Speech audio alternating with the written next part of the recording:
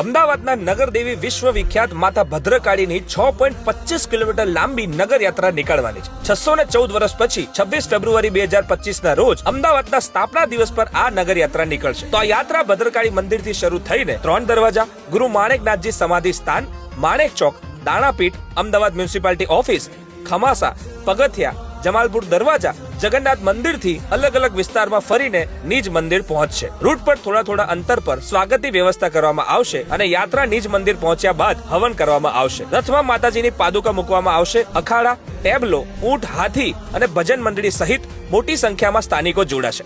એ ઉપરાંત વડાપ્રધાન નરેન્દ્ર મોદી, ગૃહમંત્રી અમિત શાહ અને મુખ્યમંત્રી ભૂપેન્દ્ર પટેલ સહિત મહાનુભાવો નગર યાત્રાનું પ્રસ્થાન કરાવી શકે છે. આ મંદિરના ઇતિહાસને લઈને જુદા જુદા મત છે, જેમાં એવું કહેવાય છે કે મંદિર 1411 ની સાલમાં બન્યું છે, પણ 11મી સદીમાં ગુજરાતના સ્થાપક રાજા કર્ણદેવે મંદિરની સ્થાપના કરી હોય એવું દર્શાવવામાં આવ્યું છે.